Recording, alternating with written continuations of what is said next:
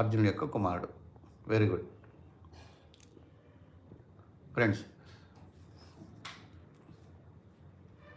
ఇది చూడండి, చాలా ఇంట్రెస్టింగ్ విషయం ఇది.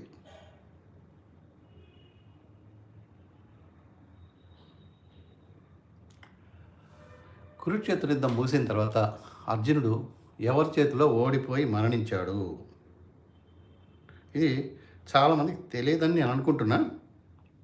ఒక్కసారి దీని గురించి వెళ్దాం.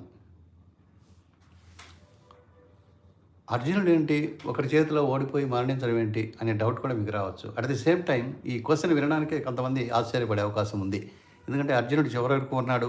అలాగే వాళ్ళ అన్నగారితో కలిసి మహాప్రస్థానంలో స్వర్గారోహణ టైంలో అర్జునుడు ధర్మరాజు వెనకాల నడుచుకుంటూ వెళ్ళాడు. ఇదంతా మనకు తెలిసినప్పుడు ఇతను ఎవరి చేతిలోనో ఓడిపోయి చనిపోయాడు, మరణించాడు అర్జునుడు అనడం మీనింగ్లెస్ ఏమో అని అనిపించవచ్చు.